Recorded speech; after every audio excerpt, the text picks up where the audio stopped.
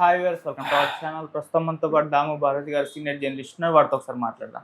Sir నమస్కారం. నమస్తే sir, heroine Samantha CM Revanth Reddy గారికి వ్యతిరేకంగా పోస్ట్ పెట్టింది అని అంటున్నారు సార్. అంటే మామూలుగా తెలంగాణలో ఒక ఇష్యూ జరుగుతుంది. హెచ్సియు భూముల్ని పరిరక్షించాలని చెప్పేసి విద్యార్థులందరూ కూడా ఆందోళన వ్యక్తం చేస్తున్నారు. అయితే దీనికి పెద్ద ఎత్తున మద్దతు లభిస్తూ వస్తుంది. దీని నేపథ్యంలోనే సినిమా వాళ్ళు కూడా స్పందిస్తూ వాళ్ళ సోషల్ మీడియా ద్వారా వాళ్ళ అభిప్రాయాలను వ్యక్తం చేస్తున్నారు. ఆ నేపథ్యంలో హీరోయిన్ సమంత కూడా దీన్ని కాపాడండి అంటూ, అంటే ప్రకృతిని కాపాడంటూ పోస్ట్ పెట్టింది. అంటే టైం చూసి రేవంత్ రెడ్డి గారిని దెబ్బ కొట్టింది హీరోయిన్ సమంత అంటూ కొంతమంది వ్యాఖ్యలు చేస్తున్నారు. మరి ఏ విధంగా చూడొచ్చు అంటారు సార్ దీన్ని? అంటే రేవంత్ రెడ్డి ప్రభుత్వం అనేక వివాదాల్లో ఇరుక్కుంటోంది ఈ 15 నెలల కాలంలో. అయితే ఇప్పుడు ఈ వివాదం మాత్రం కొత్త కోణాన్ని తీసుకుంటుంది. అనేక వర్గాల నుంచి రేవంత్ రెడ్డికి వ్యతిరేకత అయితే వస్తుంది. ఎందుకంటే విద్యార్థుల్ని లాఠీచార్జి కొట్టి, ముఖ్యంగా మహిళా విద్యార్థుల్ని చాలా దారుణంగా వాళ్ళని కొట్టడం, ఇది చేయడం ఒకటి. రెండోది, అడవిని నేను ఎవరి మాట వినను, ఇది నాది, ఈ 400 ఎకరాలు గవర్నమెంట్ది, యూనివర్సిటీది కాదు, యూనివర్సిటీకి రిజిస్ట్రేషన్ చేయలేదు, ఇది నాది కాబట్టి నేను అభివృద్ధి నా ఇష్టం వచ్చినట్టు చేస్తాను అన్న పద్ధతిలో నేను ఎవరి మాట విన్నో, నాకు ఎదురు వస్తే తొక్కుకుంటూ పోతాను, తోలు తీస్తాను, చెమటలు తీసేస్తాను, ఇవి భాష రేవంత్ రెడ్డి ఎక్కువ చేస్తున్నాడు ఈ మధ్యకాలంలో. మేబీ ఆయనకి ఫ్రస్ట్రేషన్ పెరిగి ఉండొచ్చు. ఆయన అనుకున్న విధంగా హైడ్రా విషయం చాలా వ్యతిరేకత వచ్చింది, అల్లు అర్జున్ విషయంలో వ్యతిరేకత వచ్చింది, ఇప్పుడు ఈ ప్రాజెక్టుల విషయంలో వ్యతిరేకత వస్తుంది. వీటిలో నుంచి ఆయనకి ఫ్రస్ట్రేషన్ పెరగచ్చు. ఒక పక్క ఆయనకి కంప్లీట్గా అడ్మినిస్ట్రేషన్లో ఫ్రీడమ్ లేదు. ఇక్కడ ఇన్ఛార్జిని మార్చారు, మీనాక్షి తీసుకొచ్చారు. దాని తర్వాత ఇప్పటికి కూడా మినిస్టర్స్ని 15 నెలలు అయిపోయినా ఎక్స్టెండ్ చేసే పరిస్థితి లేదు. సో వీటన్నిటి నేపథ్యంలో ఆయనకి ఫ్రస్ట్రేషన్ అనేది పెరుగుతా రావచ్చు. ఒక పక్క పథకాలని అనుకున్నంతగా అమలు చేయలేని పరిస్థితి, ఎందుకంటే ఖజానాలో డబ్బులు లేవు. ఇవన్నీ ఆయనలో ఒక ఫ్రస్ట్రేషన్ పెరుగుతుంది. రెండోది, మళ్ళీ 5 ఏళ్లలో వస్తామరామో తెలీదు, ఉన్నది ఆల్రెడీ 15 months అయిపోయింది, ఇంకా 3.5 years ఉంది. ఈ 3.5 yearsలో ఆయన అనుకున్నవి కొన్నన్నా చేయాలి. అంటే రేవంత్ రెడ్డి ముందున్న ఇదేంటంటే ప్లాన్స్ ఏమంటే, ఒకటి, తాను ఒక వైఎస్ఆర్ లాగా ప్రజల్లో బాగా నిలబడాలి, ప్రజలకి ఇంత పెద్ద పనులు చేశాడు రేవంత్ రెడ్డి అనేది ఒకటి నిరూపించుకోవాలి. రెండు, కేసీఆర్ నుంచి తెలంగాణ సెంటిమెంట్ అంటే కేసీఆర్ ఉన్నాడు, దాన్ని బ్రేక్ చేసి కేసీఆర్ని డామినేట్ చేసి తెలంగాణకి ఛాంపియన్ రేవంత్ రెడ్డి అన్న ఇది తను క్రియేట్ చేసుకోవాలి. ముఖ్యంగా హైదరాబాద్ చుట్టుపక్కల డెవలప్మెంట్ అనేది తుడిచిపెట్టేసి, బీఆర్ఎస్ని తుడిచిపెట్టి ఆ ప్లేస్లోకి తాను రావాలి అనేది ఆయన పొలిటికల్గా తన కనీసం ఒక 10 ఏళ్ళు తన సీఎంగా ఉండాలి అన్న ఒక లాంగ్ టర్మ్ గోల్ పెట్టుకొని దానికి అనుకూలంగా ఆయన డెవలప్మెంటు, సంక్షేమం, ఈ 2 విషయాల్ని ప్రధానంగా ఫోకస్ చేయడం. ఇంకా వ్యక్తిగతంగా చూసుకున్నప్పుడు ప్రతి పొలిటికల్ పార్టీ లీడర్లు పెద్ద పెద్ద ప్రాజెక్టులు తీసుకొస్తారు. ఇప్పుడు కేసీఆర్ ఉన్నాడు, ఆయన మిషన్ భగీరథ కావచ్చు, తర్వాత కాళేశ్వరం, ఈ 2 పెద్ద ప్రాజెక్టులు. ఎందుకంటే పెద్ద ప్రాజెక్టులోనే డబ్బులు ఎక్కువ తినడానికి కుదురుతుంది ఎవరికైనా. అభివృద్ధి ఉన్న చోటే కరప్షన్ ఉంటుంది, అభివృద్ధి లేకపోతే కరప్షన్ కుదరదు కదా.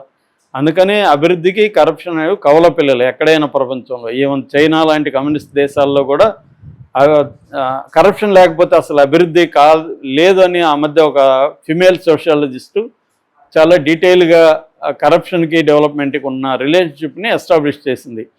అలాగా వీళ్ళందరూ, ఇప్పుడు వైఎస్ఆర్ ఉన్నాడు, జలయజ్ఞం పెద్ద ప్రాజెక్ట్, అది దాంట్లో బాగా డబ్బులు తినచ్చు, అది చేశాడు. కేసీఆర్ అది చేశాడు. ఇప్పుడు రేవంత్ రెడ్డి కూడా ఫ్యూచర్ సిటీ, ఫార్మా సిటీ, ఇవన్నీ తలపెట్టాడు. అట్లాగే మూసి అదొక 1,50,000 కోట్లు మూసి క్లీనింగు, ఇవన్నీ. అంటే పెద్ద ప్రాజెక్టులు చేయడం ద్వారా పొలిటికల్ పార్టీగా కాంగ్రెస్ పార్టీ ఎక్కువ డబ్బులు తీసుకోవచ్చు, వ్యక్తిగతంగా తన ఫ్యామిలీ కూడా ఎక్కువ డబ్బులు తీసుకోవచ్చు అన్న ఇది ప్రతి ఒక్కరికి, ప్రతి పొలిటీషియన్. రేవంత్ రెడ్డి ఏమి ఎగ్జామ్ట్ కాదు, అందరూ కూడా ఇదే ఉంటుంది. ఎక్కడ చూసినా మనం కొన్ని మెగా ప్రాజెక్టులు అనౌన్స్ చేస్తున్నారంటేనే ఇవన్నీ ఉంటాయి. అయితే వీటి వల్ల ప్రజలకు ఉపయోగం లేదా? ఖచ్చితంగా ఉంటుంది. ఇప్పుడు మన వైఎస్ఆర్ తీసుకొచ్చిన ఫీజు రీయింబర్స్మెంట్ కాదు, ఆరోగ్యశ్రీ అనేది ఎవరి కోసం తెచ్చాడు? ప్రైవేట్ కాలేజీలకి, ప్రైవేట్ హాస్పిటల్ కోసం ఆయన తీసుకొచ్చాడు. కానీ దాని సైడ్ ఎఫెక్ట్లుగా ప్రజలకు కూడా మేలు జరిగింది. అట్లాగే ఇప్పుడు రేవంత్ రెడ్డి చేసే పనుల వల్ల ప్రజలకు మేలు జరగదా అంటే ఖచ్చితంగా జరుగుతుంది, నో డౌట్. కానీ ఆయన మేజర్ ఉద్దేశం వాళ్ళది ప్రజలకు మేలు మేలు చేయడం అనేది ఉండదని నేను చెప్పట్లో ఉంటుంది. ప్రజల్లో కూడా మనం సుస్థిరమైన స్థానం ఏర్పాటు చేసుకోవాలనేది కూడా వాళ్ళకు ఉంటుంది. దాంతోపాటు పెద్ద ప్రాజెక్టులు అయితే కమిషన్లు ఎక్కువ తీసుకోవచ్చు, డబ్బులు ఎక్కువ తాము తినచ్చు.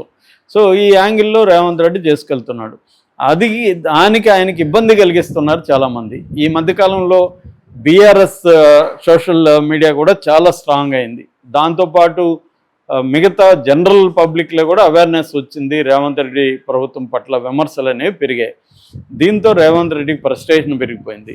ఇప్పుడు కొత్తగా అందుకనే ఆయన చర్చలో లేకపోతే సామరస్యంగా వాళ్ళతో మాట్లాడడము, యూనివర్సిటీ విద్యార్థులతో మాట్లాడడం ఇవన్నీ కాకుండా నేను తొక్కేస్తాను, తోలు తీస్తాను, అంచేస్తాను, మీరు గుంటనెక్కలు ఈ భాషే మాట్లాడుతున్నాడు. ఖచ్చితంగా ఒకప్పుడు ఈయన ఇలాంటి భాషకు వ్యతిరేకం, కేసీఆర్ ఇలా స్వభావానికి అహంకారానికి వ్యతిరేకం. ఆయన స్లోగనే 7వ ఇది ఆయన అంటే 6 పథకాలతో పాటు ఆయన 7వది ఇంపార్టెంట్ది ఏంటంటే కేసీఆర్ అహంకారానికి తెలంగాణ ఆత్మగౌరవానికి మధ్య పోరాటం అనేది ఆయన ప్రధాన స్లోగన్గా తీసుకెళ్ళగలిగాడు.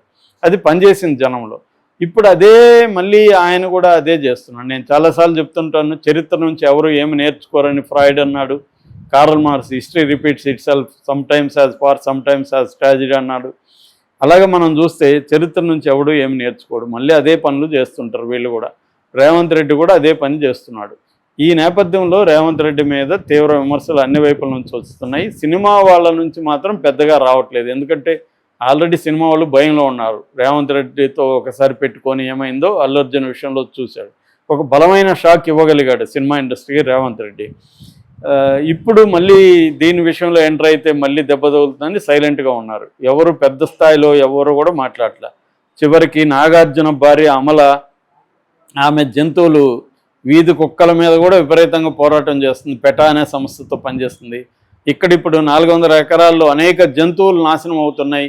వాటి కేకలు అవన్నీ వీడియోలు పెడుతున్నారు. కానీ దాని మీద ఆమె స్పందించాల. ఎందుకంటే సైలెంట్గా ఉంటే మంచిది, మళ్ళీ మనం ఆయన జోలికి వెళ్తే ఆయన మన జోలికి వస్తాం, సైలెంట్గా ఉన్నాయి. కానీ రేణు దేశాయ్ ఫస్ట్ స్పందించింది.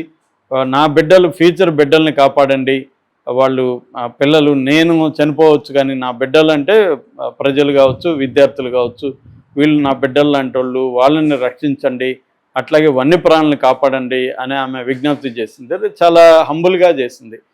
దాని తర్వాత సమంత మామూలుగా ఇట్లాంటి విషయాల్లో జోక్యం చేసుకోదు, కానీ సమంత కూడా జోక్యం చేసుకుంది.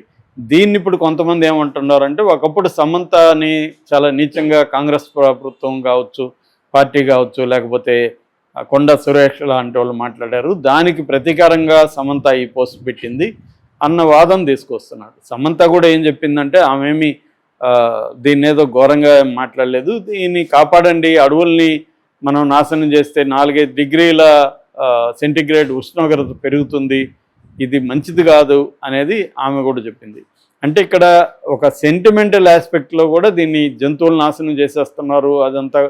అట్లాగే రేర్ యానిమల్స్ అండ్ బర్డ్స్ ఉన్నాయి, వీటన్నీ నాశనం అయిపోతున్నాయి అనేది ఒకటైతే, ఒకటి గ్రీన్ హార్న్ అంటారు దాన్ని. ఆ గ్రీన్ హార్న్ అనేది దెబ్బతింటే మొత్తం పర్యావరణం సమతుల్యానికి దెబ్బతగులుతుంది అనేది కూడా మాట్లాడుతున్నారు.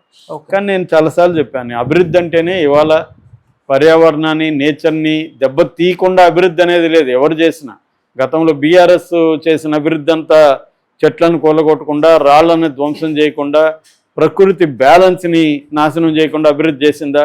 ఎక్కడైనా ఎనీ సిటీ వెనక ఇప్పుడు అమరావతి ఉంది, 55,000 ఎకరాలు పంట పొలాల్ని నాశనం చేసే కదా అక్కడ సిటీ వస్తుంది.